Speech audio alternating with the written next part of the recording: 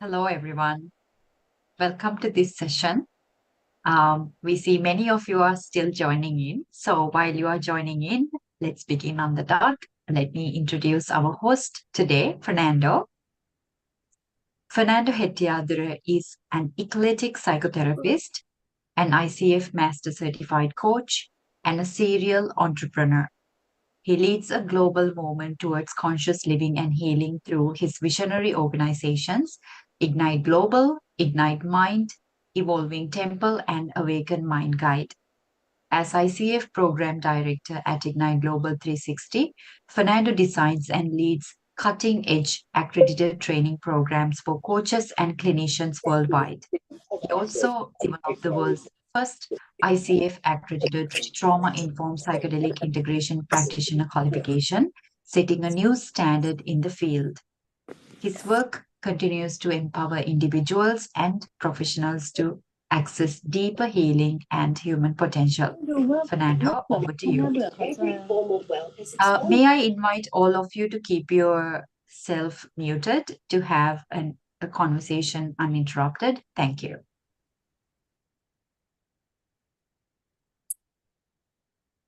All right, okay. Thank you, Lux, for the beautiful introduction. I appreciate and I would like to welcome all of you coaches, colleagues, many different professionals, probably leaders, educators. So very excited to have all of you here join us.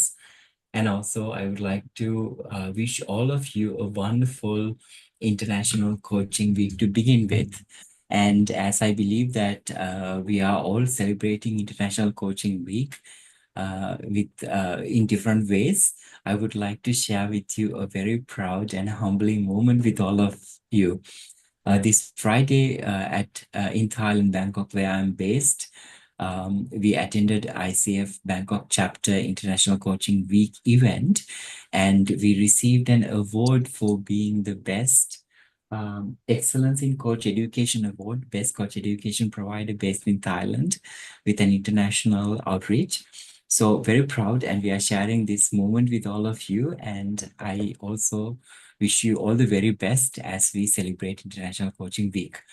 So we are about to talk about group and team coaching. All right. So for that matter, I think if you are able to interact with me during this session, that would be great. Because when we talk about group and team coaching, it's about a group of individuals coming together and co-creating expansion and development. So if you are able to turn on your microphone when you speak, and also if you could turn on your camera and join us, that would be wonderful. In fact, I'm planning to share this as we go through this sharing. I'm planning to invite you to share some of your insights. And also, I would like to begin with the breakout room so that you also get to meet some of your colleagues as well. So this is a 60-minute session. Let's dive in.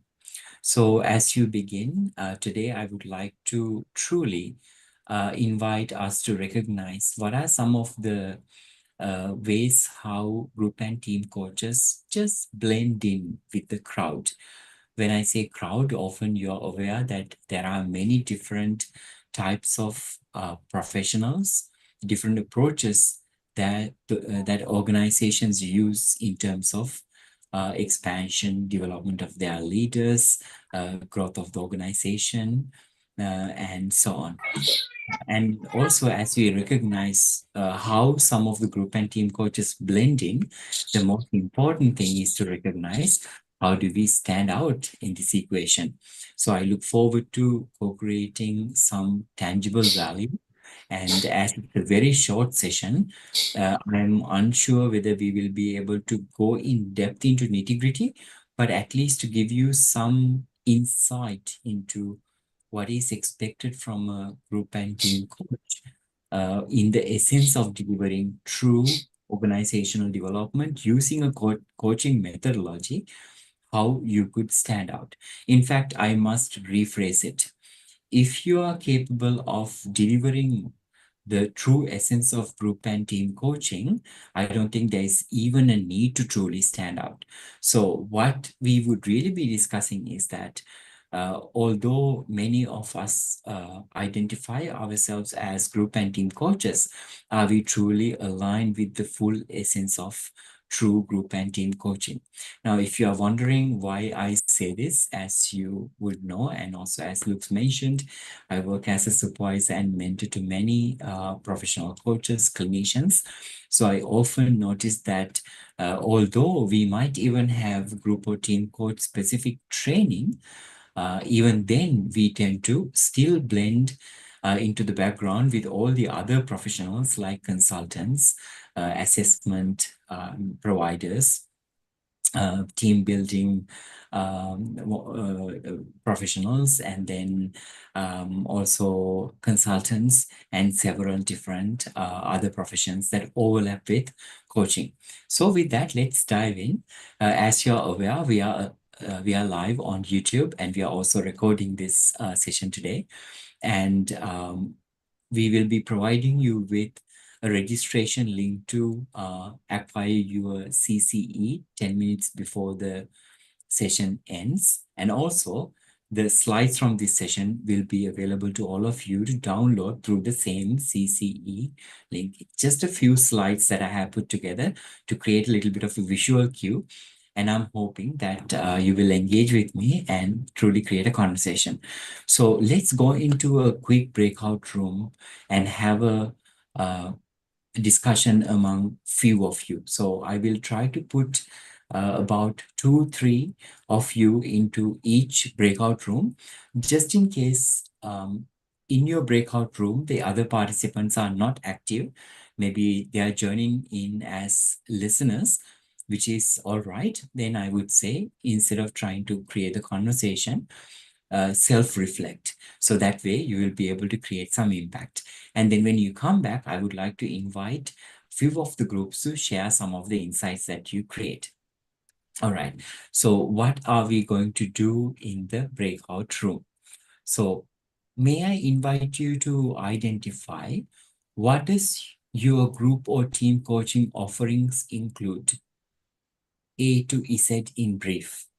So if you are operating as a group coach or a team coach, when you offer a group coaching or team coaching engagement, what are some of the high level um, elements, maybe segments, components that you include in your offerings to your clients? So this is the reflection to begin with. So as I'm creating the breakout rooms, I invite you to start reflecting and give me a minute as I create the breakout rooms. All right.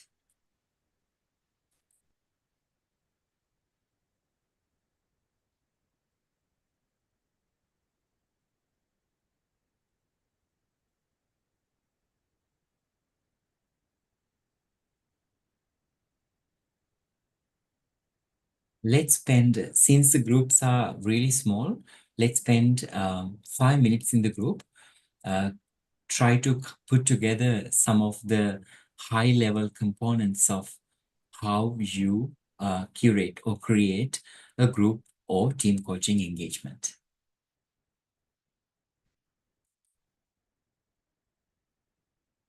All right, so I'm about to start the room.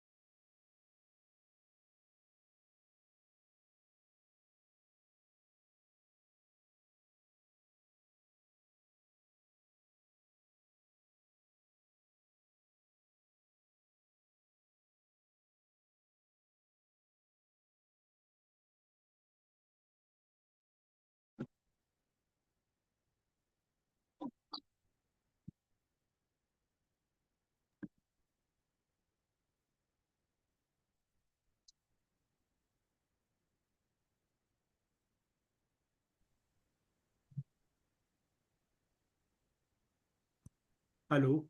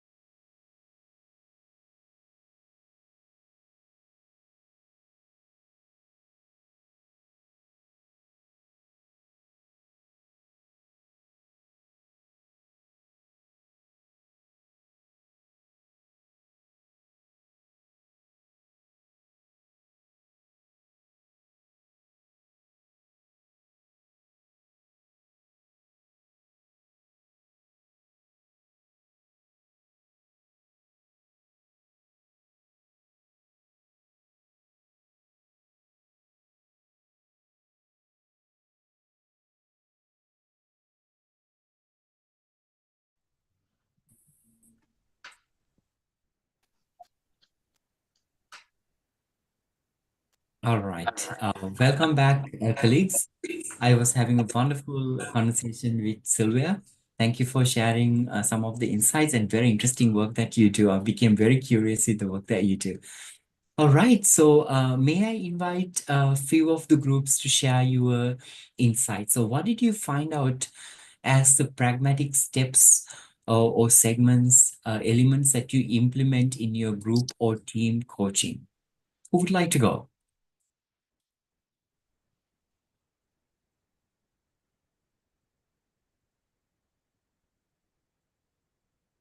Think I can share. Apologies, I cannot be on the camera today.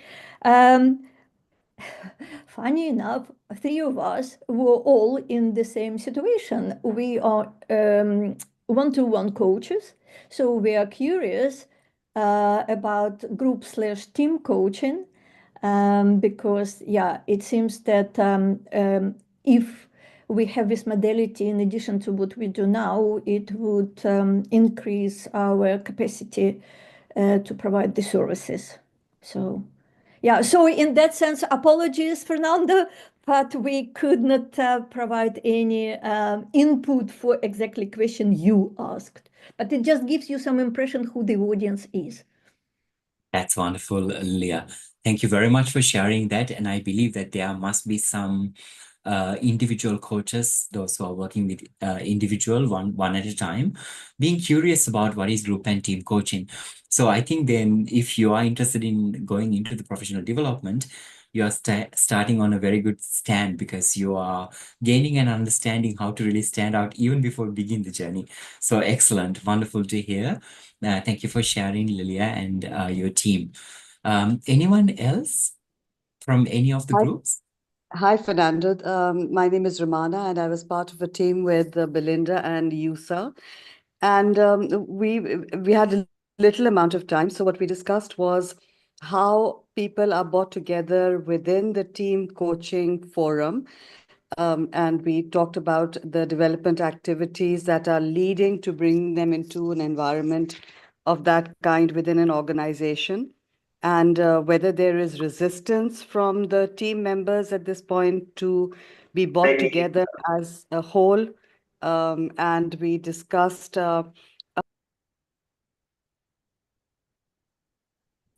Romana, I think you went muted.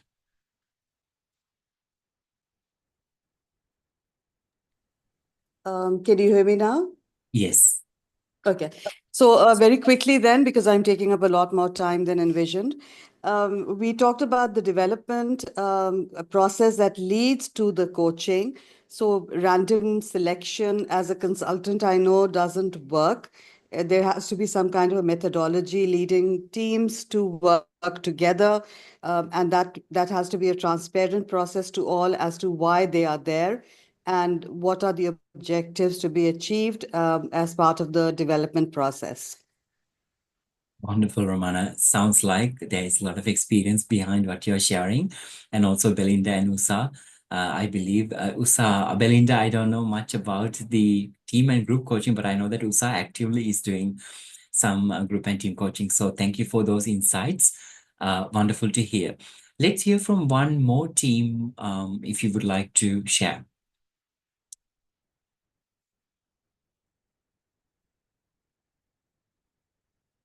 All right. Okay, so let's then dive back into the presentation and look at it a bit structurally.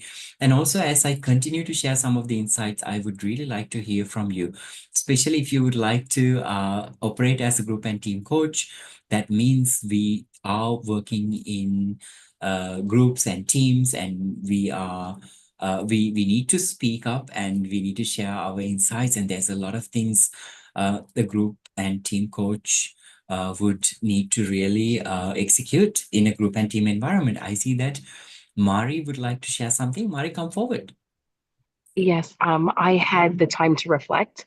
So when I was reflecting, what I realized is really key, at least from my perspective, in group coaching would be making sure that there is some kind of activity, whether it is the warm up or the energizer, something that allows the group to bond where they probably haven't bonded before, because that, um, I guess, dismantles a lot of the conflict once there is a common ground.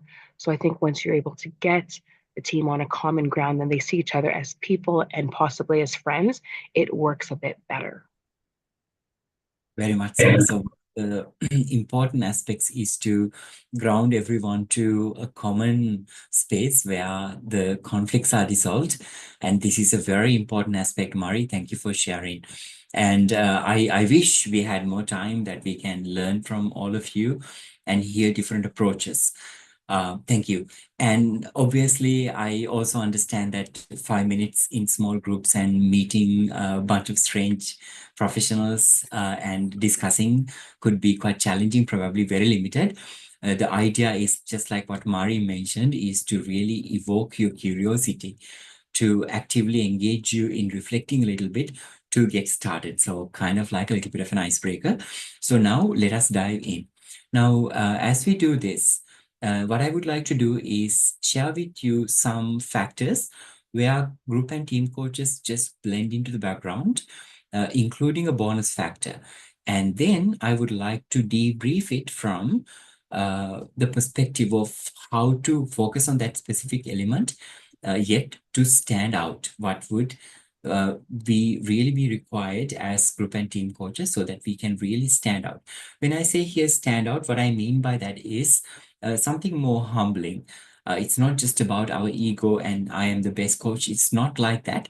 What I mean here, stand out, is that the organizations that you work with truly recognize that your approach in comparison to all other overlapping professionals are stand out, right? So for an example, if there's a team building professional, if there's a team facilitator, if there's a team mentor, if there's a consultant, you go into the organization as a group and team coach in full essence of coaching. And how do you stand out among all of these other professionals? And I think this is a topic not just to boost our ego, but this is a topic that is absolutely important, I believe. Why so? Because We know facilitators, we know group mentors, we know team consultants, we know leadership development consultants, we know trainers, we know educators who provide services to organizations. However, when it comes to coaching, if we technically look at it as a professional body, ICF is only about 30 years old at the moment. And then if you come to think of group and team coaching, the team coaching competencies were introduced by ICF very recently, just under a decade, like about 6, 7 years. I think about 5 years actually, not even 6, 7 years yet. At Ignite Global, we had the group and team coaching program for about 7 years now. So this is one of the reasons why it's important for us to discuss, because if you may recall, when we look back about 10, 15 years ago, coaching was very new. People did not know what coaching is. And now it's becoming, individual coaching has become a bit known. So group and team coaching is, I think, still at the infancy, right? So having said that, you would imagine we need to stand out from the crowd, meaning these other overlapping professions. So this is the intention today, to really gain an in-depth understanding, looking at areas how coaches blend in and how to really stand out. So we are going to look at 4 key factors today, and let us dive into the very first one. Now, this is very much related to what I mentioned, right? So often when group and team coaches approach, be it that you have a specific training or you don't even have a training. Now, interestingly, when we run some team coaching supervision cohorts and engagements, something that I notice in the coaches who come for supervision is that they tend to do other things like the consultant, like the assessments provider, the training provider, the mentoring provider, that exact same thing that they already have. Like these professionals are already exist and organizations use these services already. And then I have seen some coaches, even with the credentials sometimes, it can be an individual credential like ACC, PCC, or MCC. Sometimes even with a group coaching or team coaching specific training, they still tend to deliver facilitation, assessment, consulting, training, mentoring, and other services. So although we identify ourselves as a group or team coach, we are not really delivering group or team coaching. So I think that is a way that we just blend in, because we are not providing a unique service. We are not creating unique value proposition or value addition or even a return on investment in the organization. So the organization will look around and think, well, the service so-called this coach providing is very similar to all our consultants. And something, I don't know whether it is the reality in your geographical locations. For an example, in Asia, especially the clients that I work with, I noticed that the well-trained coaches who deliver coaching in the true essence of coaching charge a much more significant fee in comparison to facilitation, assessment, training, mentoring, and consulting. Because coaches are able to deliver a unique service in comparison to all these other overlapping services. So before I dive into exploring how to stand out, if I may invite you, right?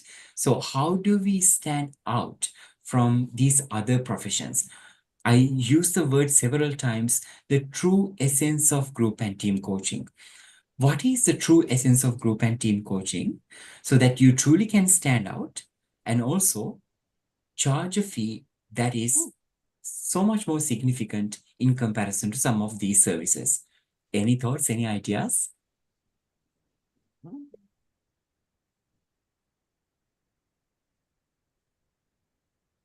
Mari, over to you.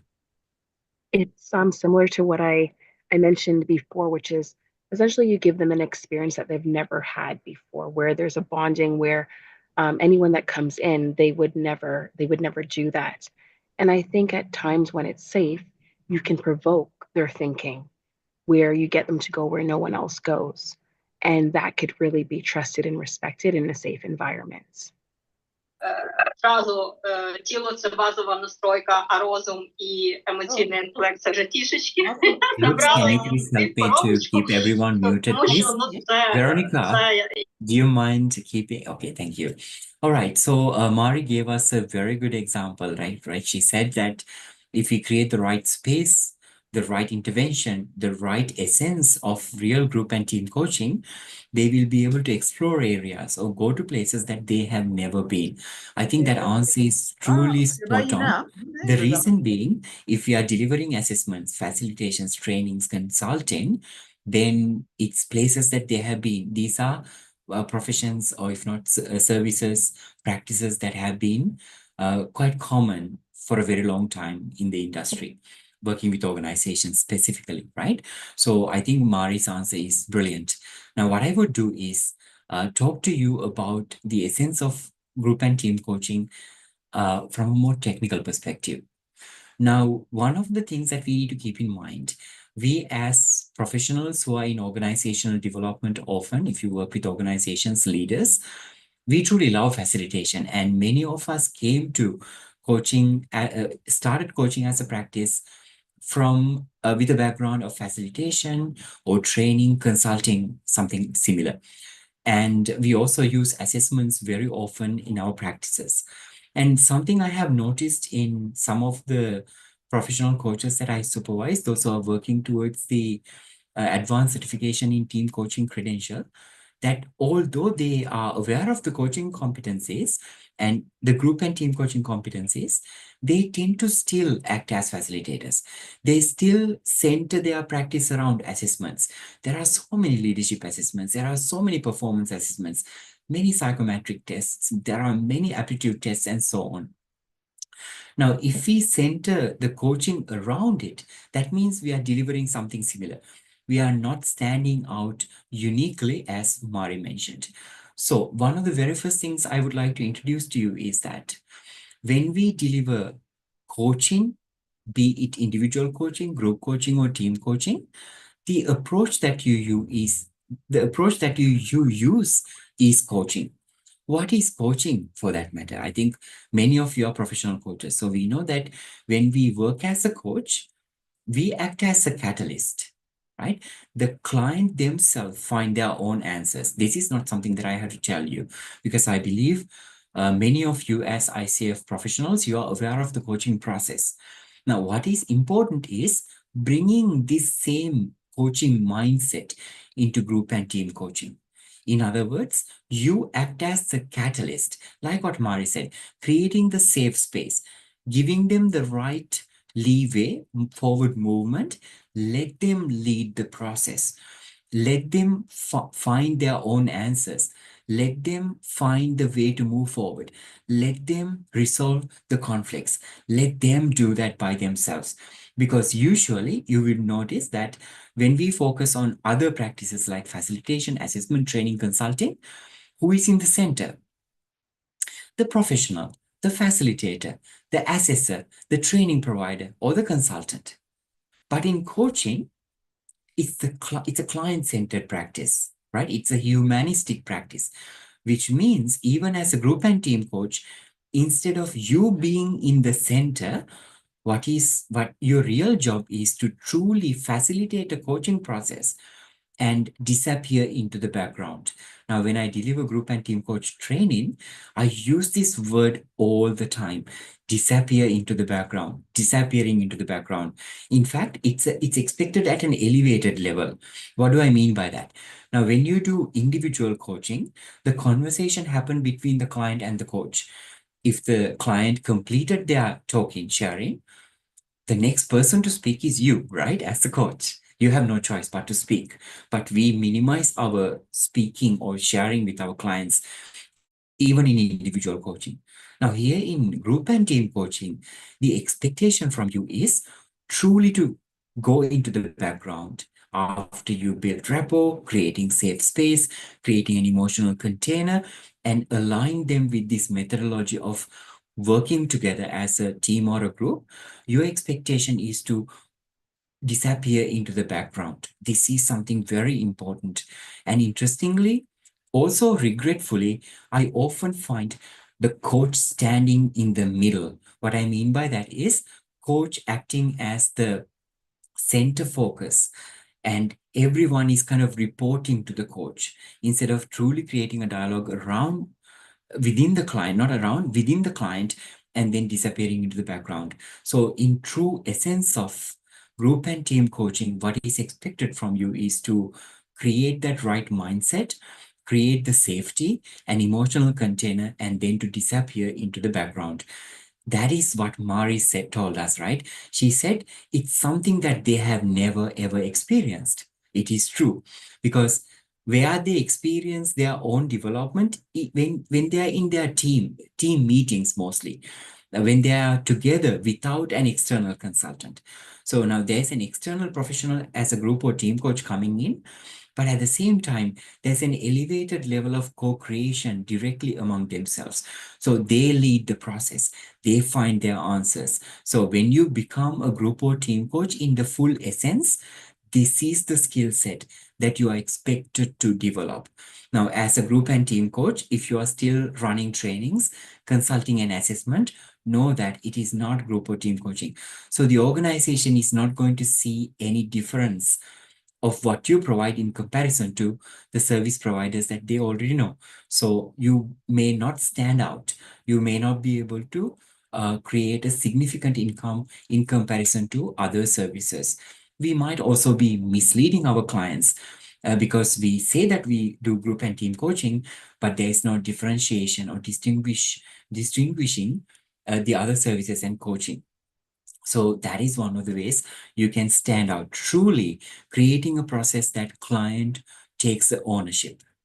And how do we do this? Probably now you're thinking, great idea, Fernando, makes sense. But how, right? So without going into depth, I would like to share with you high-level approach. So as you are aware, there are 56 sub-competencies within the 8 core competency. And then there are 27 sub-competencies within the 8 competencies of team coaching competencies, if you look at it from the ICF competency framework perspective. So how group and team coaching is delivered is using ICF core competency as the foundation. This is essential as the foundation. What do I mean by that? Now, when we talk about a coaching engagement, we have an overarching goal, and there are several regular coaching sessions. Now, if we approach a regular coaching session, we could break down a regular coaching session into 4 segments. The agreement part, which is the goal setting segment, the awareness segment, strategizing an action plan and accountability, the 3rd segment, and then lastly, ending the coaching session at a high note and celebrating client success and development, the 4 segments. Now, when you deliver group or team coaching, especially when it is a regular coaching session, this very same structure needs to be directly applied when you deliver your group and team coaching. So you are starting to recognize it cannot be training. It cannot be consulting or assessment focused, because it has exact same format as an individual coaching session, core competency based coaching, right? So you need to have, it doesn't matter whether it is group, team, or individual coaching, you have these 4 segments in a regular coaching session, and then you deliver exactly the same way that you do that. But then you must be thinking again, but Fernando, that's in core competency, that's in individual coaching context. How can I do with a set of individuals? Because a group, when we are in a group association or team association, the team is the client. The team is the client, or the group is the client. There's only one client. All of them is one client. How do we handle that? So that's where the 27 team coaching competencies build upon the foundation. So that means what we know from core competency is absolutely important, and you will be using it as a stepping stone, if not the foundation. And then the true value is created by incorporating the group and team coaching competencies into it, so that you know how to work with a group of individuals and treat them as one team or one client, and then how to enable them to own that process and create the forward movement, the leading of the coaching session and the entire overarching goal. So this is something very important. Unfortunately, though, many coaches forget. We just sometimes simply slip back into those past habits, which are our past professions, like assessments, facilitation, training, and consulting. All right. So here comes the second key factor that I thought would be valuable to share with you. Inability to technically distinguish the differences and similarities between associations. Because the word group is very universal and common. The word team is the same. But in between these real associations in organizations, not just the word group, not just the word team, but in reality, there are so many variations of different colors into these two words, groups and teams. There are external groups, for an example. There are internal groups, and the dynamics are different. There are various types of teams. If we started with like a pseudo team, an effective team, a leadership team, high-performing team, high-performing leadership teams, leadership the transformational leadership teams, high-performing transformational teams. All of these things come to play. It's not that we intend to label the organizations and the teams that you are this, you are that. They can call themselves whatever that they want. But for us, when we work with each different association, depending on the technicalities, the way we intervene is different. And it's largely different. For an example, how you engage with a pseudo team is completely different how you would engage an external or a public group.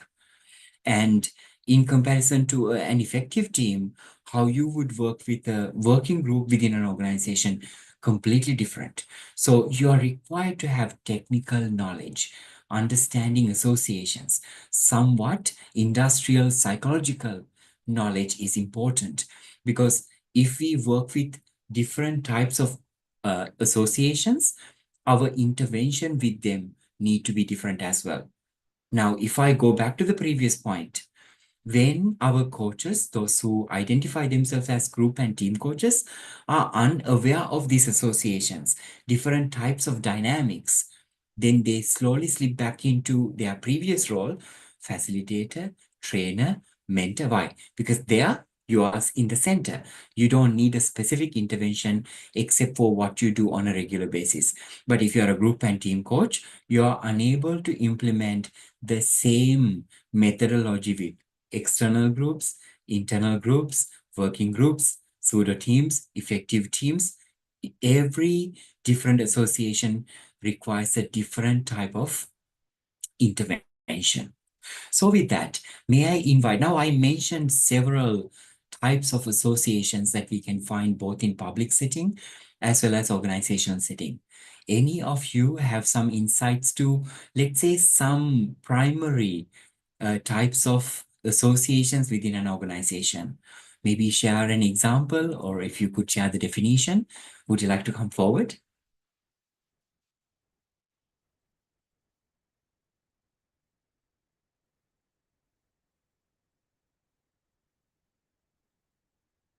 So if you manually, yeah, okay, I see Mari again. Mari, come forward.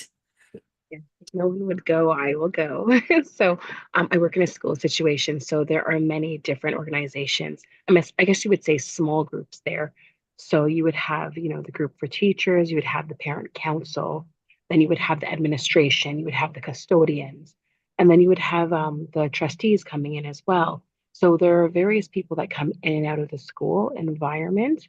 And with each of those groups, you would approach them differently because each of them have different needs, different work language as well, different mannerisms sometimes because of the things that they do. So just being cognizant of that allows you to build a better rapport and create that safe environment, but also to connect better to them.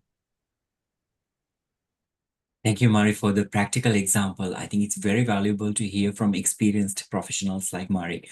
So, as you very well shared, let's go a little bit in depth and understanding different association itself from a technical perspective.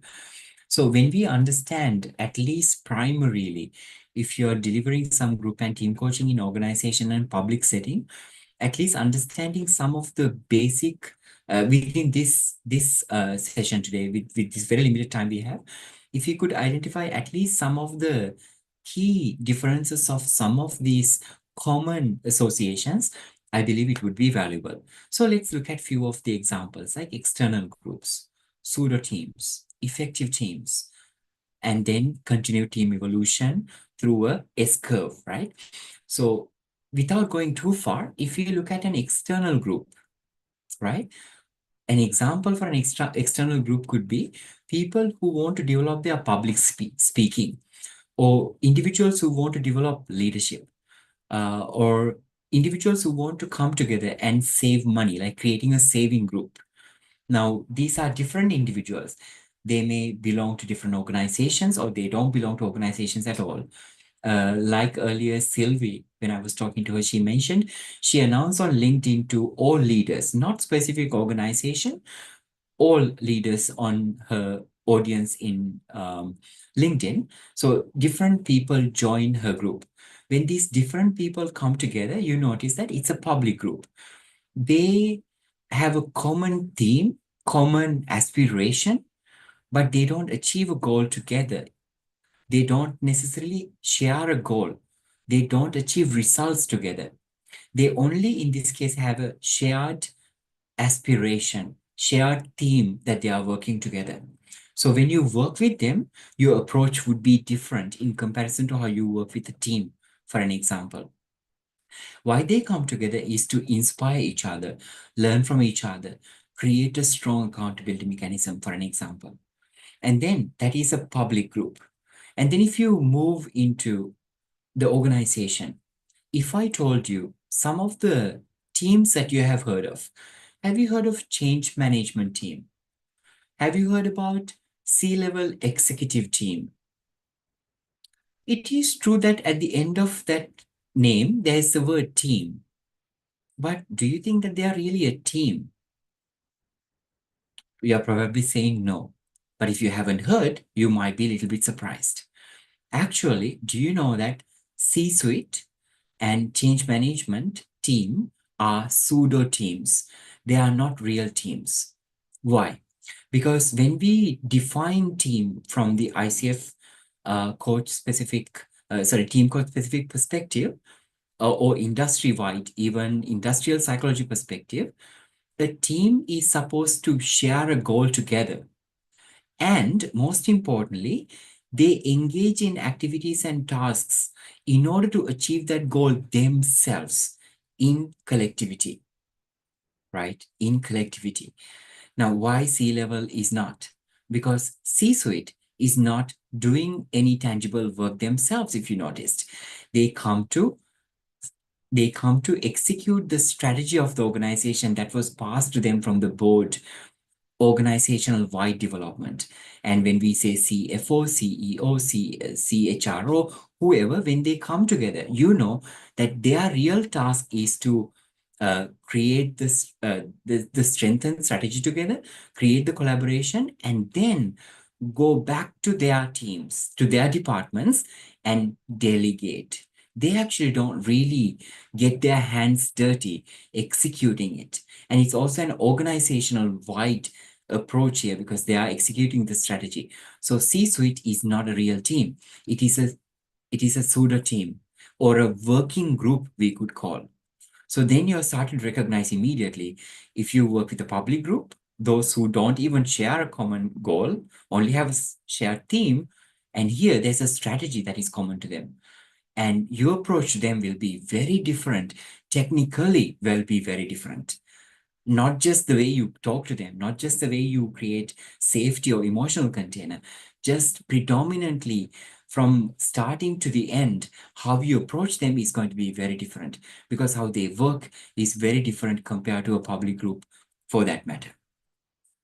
And then now, same thing, just to quickly also make a remark on the change management. Usually a change management team, people from different departments come together representing their department, just like C-suite. And they discuss the change management strategy, they go back. So they are again a pseudo team. They will call themselves a team. That's all right. We acknowledge that, we accept that.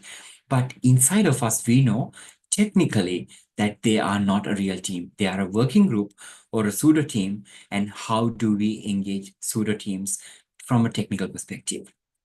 And then let's look at effective teams, right? So now I think you already know the definition of team because I just mentioned, right? The team has a shared goal. They are the ones who perform the tasks within the team, and they are the ones who actually are accountable to achieve the goal as well. But the effective team is different from a team. Now, if I may ask you, what are some of the differences? You may have a lot. May I invite you to just anyway make a mental note? What are some of the differences between, let's say, the attributes of an effective team in comparison to a real team? One of the first things you would say that they have high accountability. You probably would say they have increased communication. You know what? The accountability and increased communication is also part of the team. It doesn't distinguish them between each other. So if you would like me to share one aspect of an effective team, here it is. One of them, right? There are several. Just one of them is the small number works as a team together. A specific small number is capable of working as a unit together. Now you must have a question if you're not aware of this, the attributes of effective teams. You probably start to ask, what is that number, Fernando? Is that a magic number? Is it a 5? Is it a 6? Is it a 7? If you're wondering, this is how we define the small number works as a unit. Here, when they have a specific number of individuals, they complement each other in a way that they are able to run everything in the optimum to maximum capacity. If there is any specific other role that overlaps with another similar role in the team, we need to create a second team separately in order to maintain the first team as an effective team.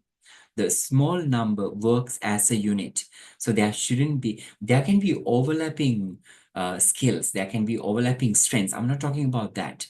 To give you an example, if you look at something like an emergency response team, there may be a paramedic, there may be an emergency response responder, there may be a paramedic nurse, there may be an ambulance driver, there may be an ambulance assistant, and so on, right? So if the moment, so they work actually, paramedics team need to work as an effective team because their service is a matter of death and life and death, right? So the moment there's a second paramedic, when there's a second ambulance driver, they are not going to remain as a small number of individuals working effectively, because when there are two paramedics, they cannot be effective together. So we need to remove that paramedic from there, bring another ambulance driver, bring the rest of the team, create two teams if we want to maintain it as effective teams. So you are starting to recognize that if you're working in that context, you need to have now a higher elevated understanding of how to work with effective teams, because how you coach effective teams is going to be different from public groups, working groups, teams, pseudo teams, and effective teams, so that it would continue with leadership teams, highly effective teams, transformational teams, transformational leadership teams. So each of them you need to approach with a different technique, right? So this is very important to remember that these interventions need to be based on different technicalities. Third one, awareness of the true high-level outcome expected by organizations seeking a professional group and team coach. Since we have limited time, I would like you to think about what are the specific outcomes expected from organizations. Probably one of them is very easy, right? The least prominent one, increasing performance, increasing the ability of leaders, achieving a specific goal, making a few $1 million, something like that, right? The surface level goal, that's one of them. Probably you got it right. The second one, I think Mari already mentioned, resolving the conflicts. Do you know, one of the primary focus of delivering group and especially team coaching in organizations is to resolve conflicts. There are so many things that we don't see in a team when we are outside of the team. If you have been inside of conflicting teams, you know exactly what I'm talking about, the kind of politics, the bureaucracy, and the problems. The coach's expectation or the expectation from the coach is truly to resolve conflicts in the organization, create a harmonious team who can conflict harmoniously, and enabling them to really resolve conflicts as they arise, creating an emotional container. I'm using some of the ICF words here. The third expectation, starting from the bottom. What do you think is the second one? Ability to get out of the team, finish the team coaching engagement, that the team now can continue to team coach among themselves without a team coach. Enabling team coaching mindset, just like enabling coaching mindset in our individual clients, right? So the team itself able to continue to team coach themselves now, even when the team coach is disengaged. That's one of the expectations of high-level organizations who understand team coaching. So imagine the first one we discussed, an organization who knows what team coaching is, the expectations, and then we go into assessments, we go into mentoring, we go into training, and we lose our credibility if the organization knew what real team coaching is. So 4, 3, 2, now we discussed, right? Surface level goal, resolving conflicts, conflicting harmoniously. Thirdly, team becoming a sustainable team coaching entity. What's the fourth one? This ICF doesn't mention. This comes from organizational development perspective, from industrial psychology. I'll give you a few seconds to think about it. Contributing to learning and development of the organization. When you work with any set of individuals who work as a team, they create massive development. They are able to come up with possibilities that the rest of the organization had no idea about. It can be a new communication strategy. It may be a way of utilizing technology. It may be improving their capacity, efficiency. Now you can model this with the learning and development team across the organization. High-level organizations who use team coaches who operate within full essence of team coaching know this. So they expect you to contribute to learning and development. Now, when you do that, there's a specific way of doing that. Engaging your team, engaging learning and development team, HR team, and the organizational wide sharing. I think at this point of time, I need to remember to share with you the registration link. So please give me a second before we move on to the last one. Here it is. Okay, here is the CCE registration link, coaches. And let me go back to my sharing. All right, and we just have one last. We have 2 minutes. Let us try our best to finish it. All right. All right. All right. The last one. Not being able to offer tangible value, because it's important that we know how to connect the return on investment to return on expectations. If you work with organizations, you have heard this so many times, right? Every time when you pitch business to an organization, present your services, one of the first things they ask you is, so what's the return on investment, right? So what is important for us to know is how to connect the return on investment to return on expectation. Very quick example. An organization reach out to you and say that we need to reduce the staff turnover because we spent $2 million, Fernando. These are real stories that I have engaged in my team coaching. We are spending $2 million every year because of the staff turnover of these large organizations. And they say, can you help us reducing this half, $1 million? I want to save $1 million. Can you help me? So now they have an expectation. And can I say as a team coach, sorry, coaching, you have to achieve your own goals. So I cannot confirm. I cannot confirm if I can do that. They would say, oh, we understand. Thank you very much. But thank you. But no, thank you. Right? They would say that because they're not going to see clear goals. But what if you were able to come up with a strategy of identifying in order for us to achieve this investment, reducing $1 million, how do we create expectations? Is it creating feedback rounds? Is it creating mentoring? Is it educating everyone, creating a coaching culture? What are those things that need to happen that directly would impact return on investment? Right? So you look at the return on investment. What are some of the areas, elements that are affecting return on investment or this problem? And then coming up with a set of attitude, understanding, mindset, behavior changes that could directly penetrate through these changes that you're expecting so that it could penetrate through the return on investment, right? Of course, this would take us like 6-7 hours to discuss this topic itself, right? So this is one another thing that we often forget as team coaches, because often we play small. We are sometimes not prepared to work with sometimes millions of dollars, even billions of dollars, organization which has tens of thousands of employees. But if you are capable of technically executing coaching in full essence of group and team coaching, utilizing ICF team coaching competencies, you are capable of delivering return on expectation that will create a ripple effect, if not domino effect, towards a return on investment. So I would say these are some high level areas where we slowly blend into some practices while calling ourselves team coaches. So I hope that this gives you some understanding, some insight that group and team coaching requires specific technical knowledge, understanding of team coaching competencies, how to work with collective associations, focusing on their psychology, and also having an understanding of organizational development and industrial psychology.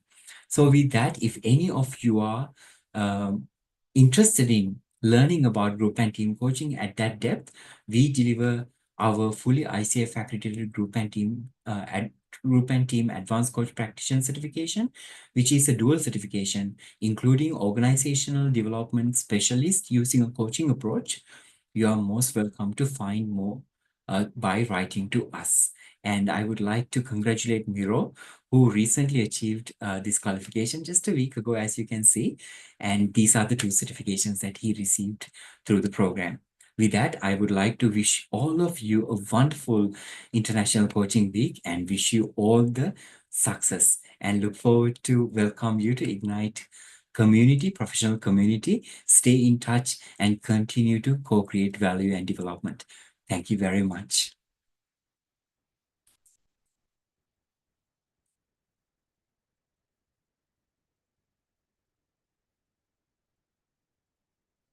Thank you, Grace. Thank you for joining us.